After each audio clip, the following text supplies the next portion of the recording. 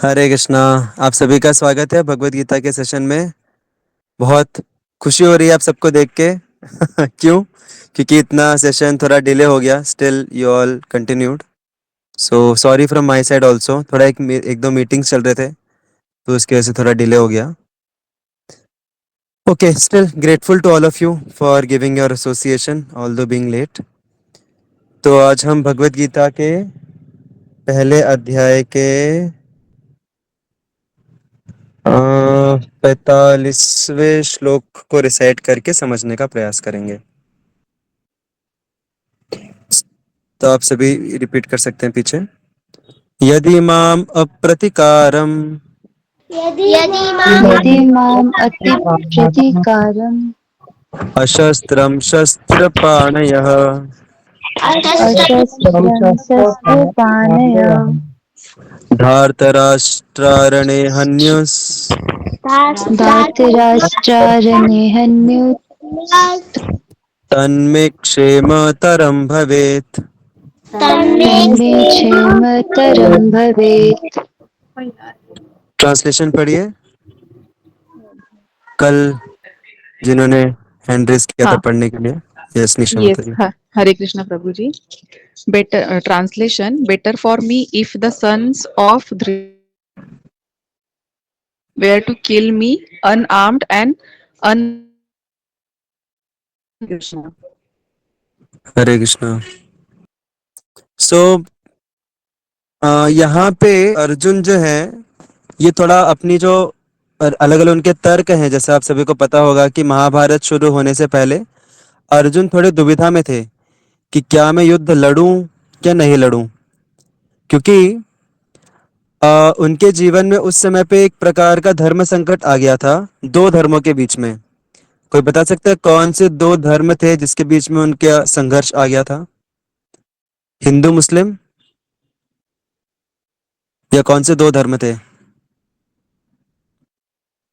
Yes, तो उनका कुल धर्म और उनका क्षत्रिय धर्म, इन दोनों के बीच में धर्म संकट आ गया था, क्योंकि कुल धर्म का मतलब होता है अपने कुल का संरक्षण करना, और क्षत्रिय धर्म का मतलब होता है सही गलत, मतलब जो धर्म है धर्म का रक्षण करना। तो प्रॉब्लम यहाँ पे क्या हो रही थी कि उनके कुल के जो लोग हैं वही अधर्म के साइड से थे। So that's why he was in a असमंजस कि क्या करूं मैं, किसका पालन करूं, धर्म अपने क्षत्रिय धर्म का पालन करूं या कुल धर्म का पालन करूं। और फिर वो कृष्ण को अलग अलग प्रकार के तर्क दे रहे थे कि मुझे क्यों नहीं लड़ना चाहिए, क्यों युद्ध नहीं लड़ना चाहिए, और उसके अलग अलग कारण हमने पहले कुछ सेशंस में देखे। तो ये सारे कारण बताते बताते अभी ये थोड़ा सा निष्कर्ष पे आ रहे हैं अर्जुन। और क्या उनका निष्कर्ष निकल रहा है? मैं खुद मर जाऊंगा चलेगा मुझे, लेकिन मैं अम, अपने हथियार से अपने कुल का नाश कैसे कर सकता हूँ? तो बेटर है कि मैं खुद ही मर जाऊं, ऐसा बोले वो। धृतराष्ट्र के जो बेटे हैं, मतलब Duryodhan and all the other Kauravas, उन्होंने अगर मुझे भी दिया तो भी I am okay with that, that is better option. तो यहाँ पे अर्जुन का निर्णय क्या है कि मुझे पालन करना चाहिए अहिंसा का, राइट? अहिंसा का पालन करना चाहिए, दैट इज द हाईएस्ट धर्म। और ऐसे कुछ लोग बोलते भी हैं, आप लोगों ने भी, किसी ने सुना है ये स्लोगन, अहिंसा परमो धर्म?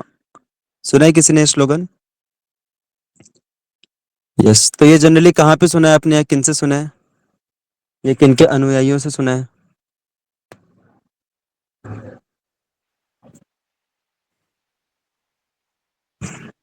क्या हो गया, सिर्फ स्लोगन सुना है क्या? किन से सुना है वो याद नहीं है? गांधी Jain जी। हाँ, community. गांधी जी। गांधी जी तो पता नहीं, गांधी जी के लिए सत्य परमो धर्म था, वो सत्य के अनुयायी थे। अहिंसा के अनुयायी थे बौद्ध बुद्ध जी, बुद्ध भगवान। तो जो बुद्ध के फॉलोअर्स हैं, लॉर्ड बुद्धा के जो फॉलोअर्स हैं, वो बोलते हैं अहिंसा परमो धर्म।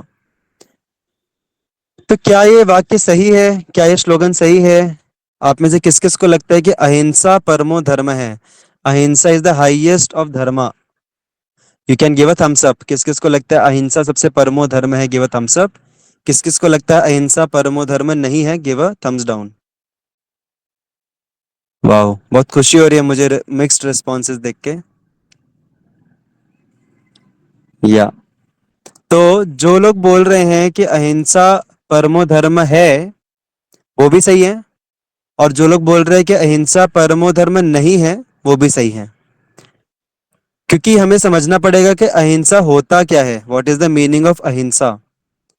तो अहिंसा का मतलब होता है कि लोगों को क्षति से बचाना, लोगों को अहिंसा मतलब हिंसा से बचाना। हिंसा तो पता ही है ना सभी को, वायलेंस, वायलेंस या क्षति, हिंदी में अगर हम उसको बोलते तो क्षति से बचाना लोगों को, या किसी को क्षति नहीं पहुंचाना, उसको बोलते हैं अहिंसा। This much is clear, right?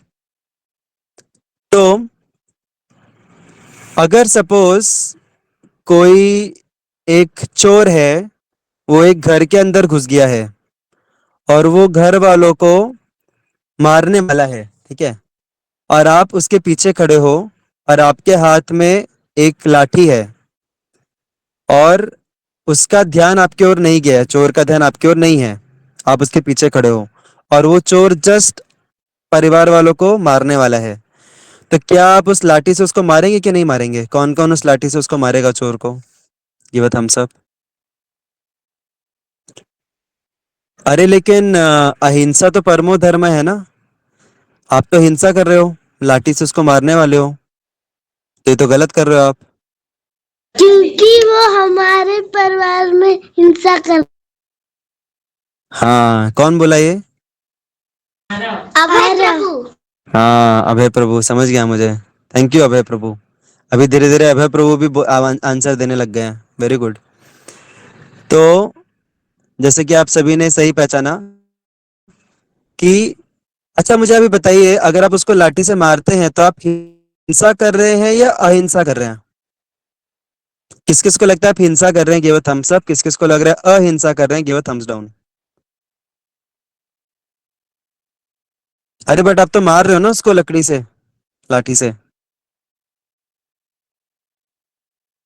Yes, कोई बताना चाहेगा? Anyone would like to express their thoughts? हम कुल की रक्षा कर रहे हैं। बट आप हिंसा कर रहे हो ना, हिंसा तो नहीं करना चाहिए। और कोई बताना चाहेगा?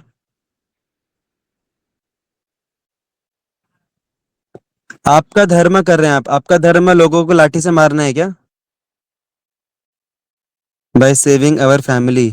ओके ठीक है, अगर आपका परिवार नहीं है, कोई दूसरे लोग हैं, कोई दूसरा परिवार है, तो फिर आप नहीं मारेंगे फिर लाठी से?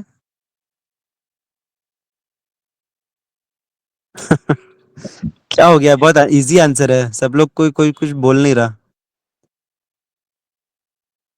बोलिए बोलिए, क्या लगता है आपको, हिंसा हुई या अहिंसा हुई? देखिए, अगर अभी आप उस चोर को या जो डाकू है, जो भी है, गुंडा है, उसको अगर आप नहीं मारते हो तो फिर वो हिंसा करेगा, राइट? वो चार पांच लोगों को मारेगा। तो कई बार हिंसा को रोकने के लिए भी हिंसा करनी पड़ती है। Is this clear? तो जैसे अभी बॉर्डर पे जो क्षत्रिय रहते हैं, जो बॉर्डर पे जो सेनापति नहीं, अपने सोल्जर्स खड़े रहते हैं, वो जो युद्ध करते हैं, क्या वो हिंसा कर रहे हैं या अहिंसा कर रहे हैं? किस किस को लगता है कि सोल्जर्स लोग हिंसा कर रहे हैं, गिव अ थम्स अप। किस किस को लग रहा है कि सोल्जर्स लोग अहिंसा कर रहे हैं, give a thumbs down. Soldiers लोग अहिंसा कर रहे हैं। सोल्जर्स लोग, सैनिक लोग बॉर्डर पे खड़े हैं तैनात, इसके लिए हम लोग यहाँ पे अपने घर पे आराम से शांति से बैठ के खाना खा पा रहे हैं, राइट? आप सोचिए, अगर सोल्जर्स लोग नहीं रहेंगे बॉर्डर पे तो क्या हम शांति से रह पाएंगे हमारे समाज में? नहीं रह पाएंगे। तो क्या सोल्जर्स लोग हिंसा कर रहे हैं? नहीं। जो सोल्जर्स लोग हैं वो पूरे समाज को हिंसा से बचा रहे हैं, और इस हिंसा को से बचाने के लिए उनको हिंसा का इस्तेमाल करना पड़ता है। वही सोल्जर अगर अपने गांव में आके अपने नेबर को, अपने पड़ोसी को आके गन से उड़ा देता है, तो क्या वो हिंसा करेगा या अहिंसा करेगा? उस केस में वो हिंसा कर रहा है या अहिंसा कर रहा है? हिंसा कर रहा है। हाँ, उस केस में वो हिंसा कर रहा है। लेकिन दोनों केस में तो वो लड़ाई कर रहा है, दोनों केस में वो मार रहा है लोगों को।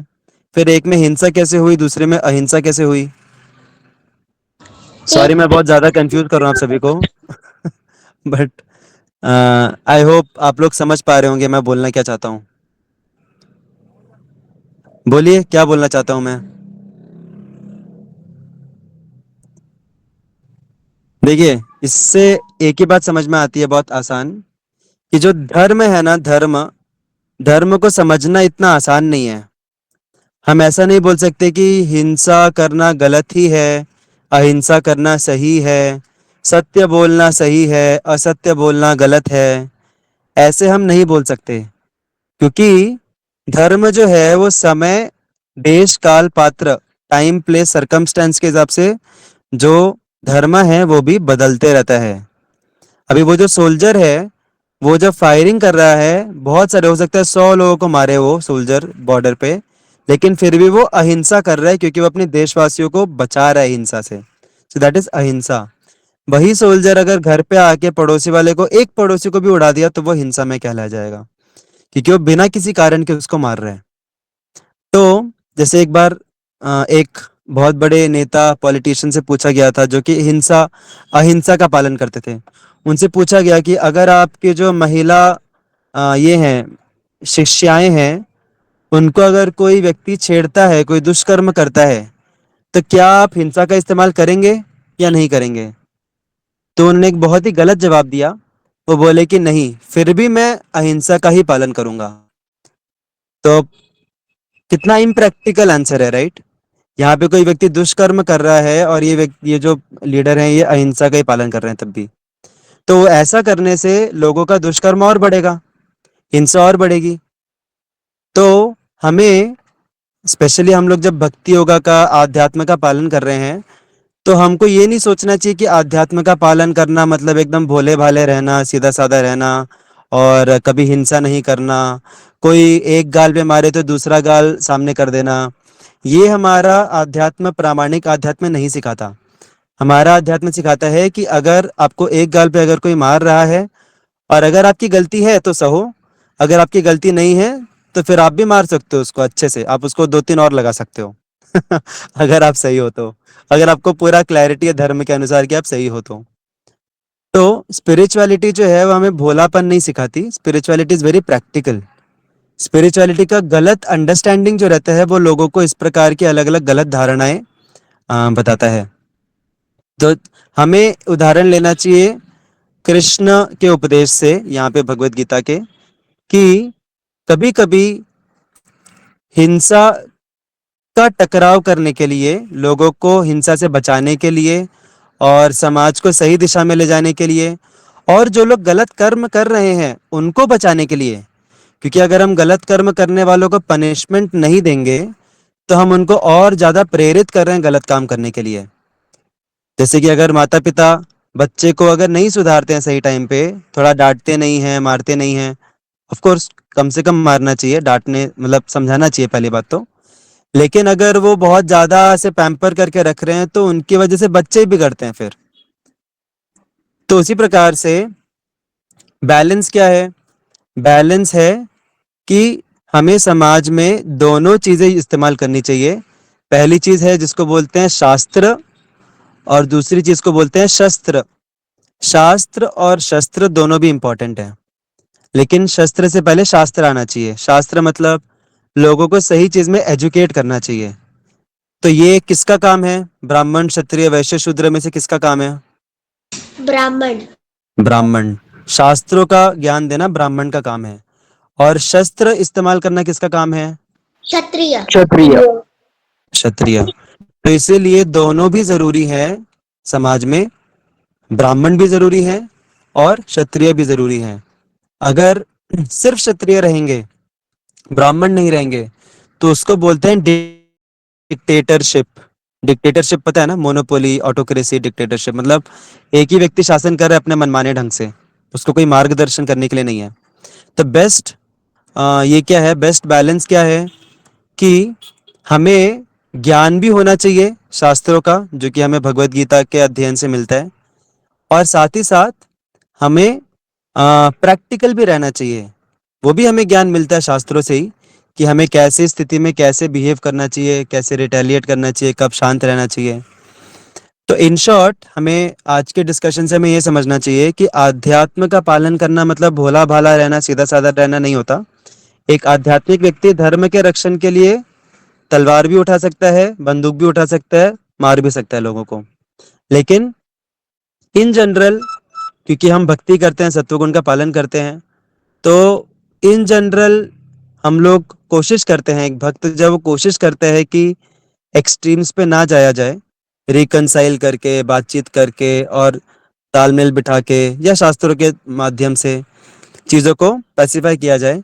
लेकिन अगर बात आती है धर्म के ऊपर, जब बात आती है क्या बोलते हैं, अगर कोई किसी का शोषण कर रहा है, तो फिर जो भक्त है, he is also ready for all to counteract that. तो जैसे कुछ लोगों का ऐसा बोलना रहता है कि अगर हम भक्ति कर रहे हैं तो ऐसा है क्या कि हमें गुस्सा नहीं आना चाहिए। ऐसा बिल्कुल नहीं है। हम उदाहरण ले सकते हैं हनुमान जी का। हनुमान जी को इतना गुस्सा आया कि उन्होंने पूरी लंका जला डाली। तो क्या वो भक्त नहीं थे? उनको गुस्सा आया मतलब? नहीं। अभी हनुमान जी का जो गुस्सा है वो आध्यात्मिक गुस्सा है। तो आध्यात्मिक जीवन में भी गुस्से का भी रोल है। ऐसे नहीं कि आध्यात्मिक जीवन का पालन किया मतलब गुस्से को त्याग देना है। किसी भी चीज को त्यागना नहीं है, उसको सही तरीके से इस्तेमाल करते आना चाहिए। तो गुस्से का इस्तेमाल कब करना चाहिए? लोगों को करेक्ट करने के लिए। और जो लोग धर्म के अगेंस्ट जाते हैं, भगवान भक्ति के अगेंस्ट जाते हैं, उनके प्रति हम क्रोध का इस्तेमाल कर सकते हैं। लेकिन इसका मतलब ये नहीं कि क्रोध का इस्तेमाल करना मतलब जिहाद को फॉलो करना, जैसे ये टेररिस्ट वगैरह लोग करते हैं, या फिर डायरेक्टली लोगों को मुक्का मुक्का मार के गिरा देना, जो भी कोई धर्म के अगेंस्ट बोले तो उसको सबको मार पीट देना। नहीं, that is not the meaning of using anger. हम जो वो शक्ति है, वो जो वेग है अपने क्रोध का, उसको हमें इस्तेमाल करना चाहिए प्रचार में। जैसे बोला जाता है कि हमें सिनर से हेट नहीं करना चाहिए। We should not hate the sinner, we should hate the what we should hate, we should not hate the sinner, what we should hate, Sin. हाँ, we should hate the sin. तो जो आध्यात्मिक व्यक्ति रहता है, जब वो देखता है कि समाज में इतना भ्रष्टाचार बढ़ रहा है, गलत काम बढ़ रहे हैं, लोग एक दूसरे का शोषण कर रहे हैं, तो इससे उसको गुस्सा आती है, और उस गुस्से का इस्तेमाल करता है वो प्रचार में। वो धर्म का ज्यादा से ज्यादा प्रचार करता है, जिससे ये जो सिन है, ये जो पापमय प्रवृत्ति है, ये जड़ से निकले। जब हम भक्ति करते हैं, आध्यात्म का पालन करते हैं, तो हम खुद पहले हमें भगवान का साक्षात्कार होता है। हम खुद सही चेतना में जाते हैं, और जब हम सही चेतना में जाते हैं तो फिर हम उसी सही चेतना का प्रचार भी कर सकते हैं लोगों में। और इसके माध्यम से फिर हम ये जो भ्रष्टाचार है, जो नेगेटिव टेंडेंसीज है, इनको जड़ से निकाल सकते हैं। तो इन शॉर्ट हमने आज के सेशन में डिस्कस किया कि धर्म को समझना इतना आसान नहीं है, स्ट्रेट फॉरवर्ड नहीं है कि बस अहिंसा ही सब कुछ है, सत्य ही सब कुछ है। टाइम प्लेस सर्कमस्टेंस के हिसाब से धर्म डायनेमिकली चेंज होता है। अल्टीमेटली हमें हायर प्रिंसिपल समझना चाहिए हर एक सिचुएशन में। और दूसरा हमने समझा कि भक्ति करना, आध्यात्मिक जीवन पालन करने का मतलब भोला भालापन नहीं होता और निष्क्रियता नहीं होती। जो भक्त रहता है वो धर्म के संरक्षण के लिए वो उठा भी सकता है, शस्त्र को उठा भी सकता है। लेकिन शस्त्र और शास्त्र में से ज्यादा इंपॉर्टेंट है शास्त्र का प्रचार होना। Shastra are more important. And then फिर हमने एंड में डिस्कस किया कि हमें जब भी नेगेटिविटी लगती है सोसाइटी में, तो हम अपनी जो फीलिंग है, अपना जो एग्रेसिवनेस है, उसका हमें इस्तेमाल करना चाहिए कि हम पहले खुद भक्ति को अच्छे से समझे, अध्यात्म को समझे, अपने हृदय का शुद्धिकरण करें, और फिर हम समाज में इसका प्रचार करें। So that's some small understanding we can have on this shloka. Hare Krishna. Thank you so much for your wonderful participation. Shrimad Bhagavad Gita की जय।